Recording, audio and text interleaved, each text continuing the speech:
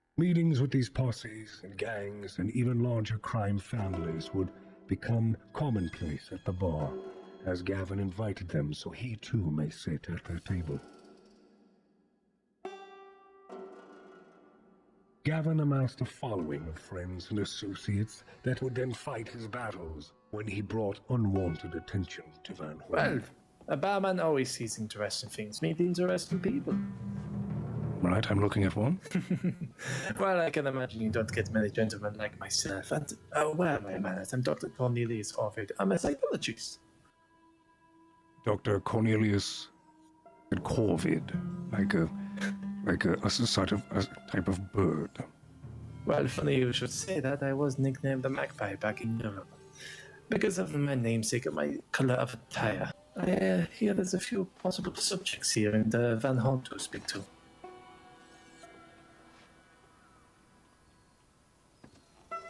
And I'm sure a man like yourself knows quite a few. I had a wonderful conversation with a Mr. Flower. Is this some kind of joke, dear sir? It's not a joke. I should be asking you if this is a joke. You are a psychologist that wishes to study us like what? Some sort of animal? No. Is that what you're implying? Because that's how it reads, sir. And believe me, I'm the one looking at the magpie, and I'm the one looking at the bird who's about to fly the coop, sir. Over my tenure with Gavin Summers, the man had a fascination with others. A man should always play their games 10 steps ahead, Barman. He called it planning ahead. I, however, called it paranoia.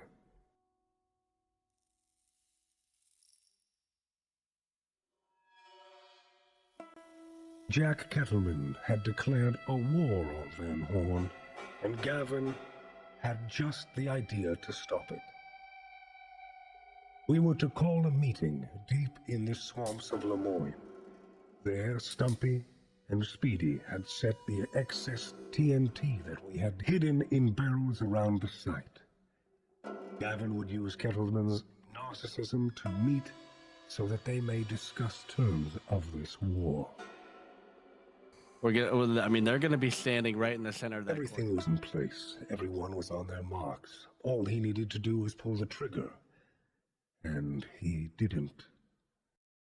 Van Horn waited by his side as he was to end the war in one fell swoop. No fucking truce. Ask me, Jack. When did I ever ask you for a truce? Have I asked you for a truce, huh? But our governor failed. Kettleman and his crew trotted out of that meeting with nothing accomplished and nothing decided. No, this is far from over. What the fuck? Moan, do we want to ride after him now? Yes. All right, then. What? To do what? You just agreed to... We had the drop on them, and now we're going to give them the balanced opportunity to just fight us back on horseback? Severs, what the fuck? We didn't put a message out at all. We didn't do shit. We had the drop on them, and now we're throwing that all away just because we want to start something?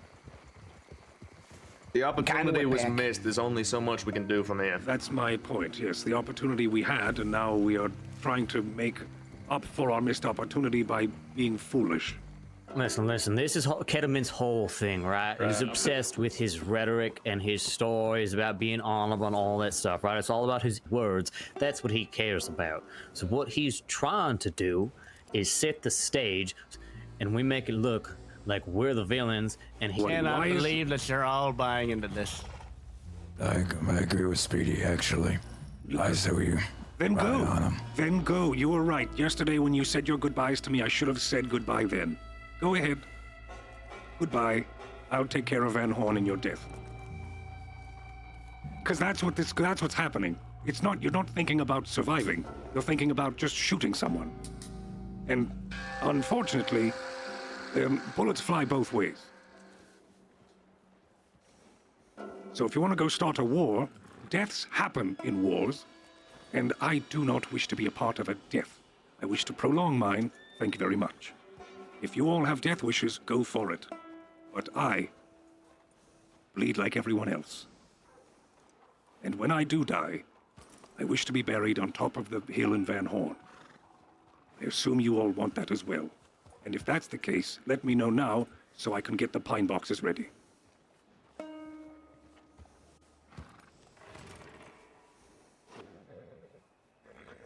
Fine. You should have given the signal. My mind and my trust in Gavin's judgment was beginning to wane. The next few weeks, we had run-in and run-in and run-ins with the law, and they came and sniffed around Van Horn, not to mention the copious amounts of shootouts with the Kettleman gang. A war that started by harboring a poor woman has turned into a much larger war. Gavin's war. Now, with the law and Kettleman on our tails, we had to fight. But that was not Gavin's plan. After being ambushed in Van Horn by the law, he took his friends and associates out west and led them away from Van Horn, and I, of course, would stay in Van Horn. I had no other place to be. Gavin soon returned with a small victory under his belt and ready to fight Kettleman. But it wouldn't come easy for Gavin to convince his joiners to fight in this war much We'll work longer. in our favor. Before I propose it to any of you, are any of you an objection? Are you serious? What? Didn't we already speak about ending this war and not moving forward with it? That's not what I'm talking about. You just said I want to go around and start talking to everybody about this war and where they think of it. We're all done with it. So what do you think not talking about it's gonna make things better? Huh? Well, We're done with the war. We have more important things, like the law breathing down our neck, Gavin, and shooting us in our backs. And also hiding in the bushes so we can't move anywhere. Do you want to stay in Van Horn and die in Van Horn, Gavin? Or do you want to move somewhere else and live a little bit longer and worry about Kettleman there? That's what we should be talking about, not necessarily this war now. For fuck's sake, Gavin. I don't think any of us want anything to do with Kettleman anymore. And I think that's the sentiment that we can all share. When Kettleman shows up to Take town... another fucking step. Go ahead. I'm trying to Both gonna think shoot for me? all of us. No, Both you've gonna not. shoot You've me? never fought for all of us. Yeah, that's a bunch of fucking bullshit, Barman. You've never fought for us. You've been putting us in jail every chance you get because you've been thinking about Yeah, 10 you steps keep ahead. telling yourself that. 10 steps ahead, You Gavin. keep telling yourself that, Barman. I'm telling everyone this. Actually, I don't need to because they all know this. Yeah, and I'm sure that's why they all still follow me. All right. Right, very well.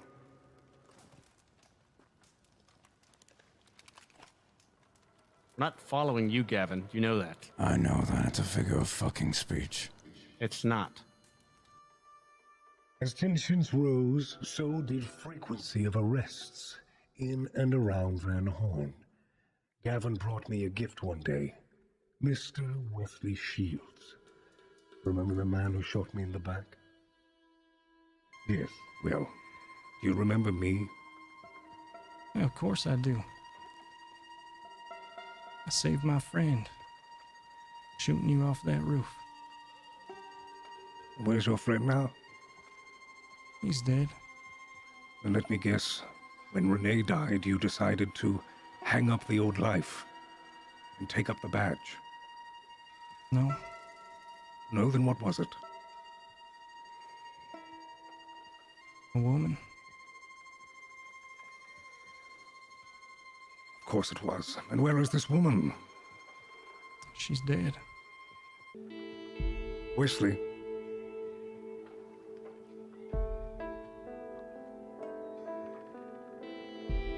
You are one of the only people who know who I am. What can you tell me right now that will convince me to let you live? Well, doing whatever you're gonna do to me isn't gonna really stop people from knowing who you are. Go on. Did you know I'm the official sketch artist? The Saints Crossing Police Department. So, you're telling me that they have a sketch of my face? Yes, sir.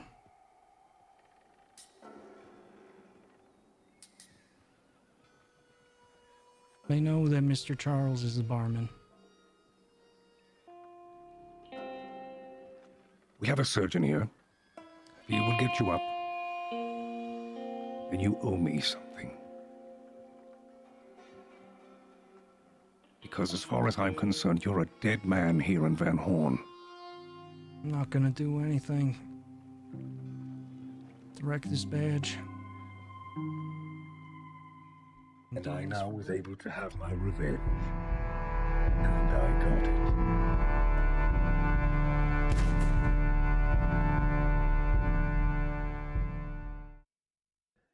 Unfortunately, with my hubris, in a world filled with traps set for Gavin Summers, I waltzed into a sting in Annesburg. I'm gonna ask you some questions, you understand? And you're gonna give And me I'm some gonna answers. Good, because right now you haven't got a choice, sir. I confessed to the 3 murders of Rat, Miles, and Paddy. Almost like you could picture him being here right now. I also confessed the attempt of Deputy Shield's life, in hopes they would go easier on me.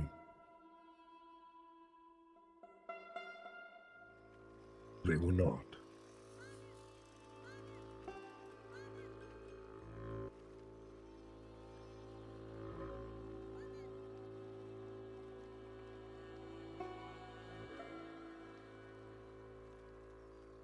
The brilliant Barman of Van Horn, struck down by something so simple.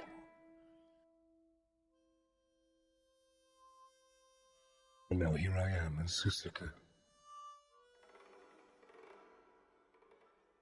It won't be long until I'm out.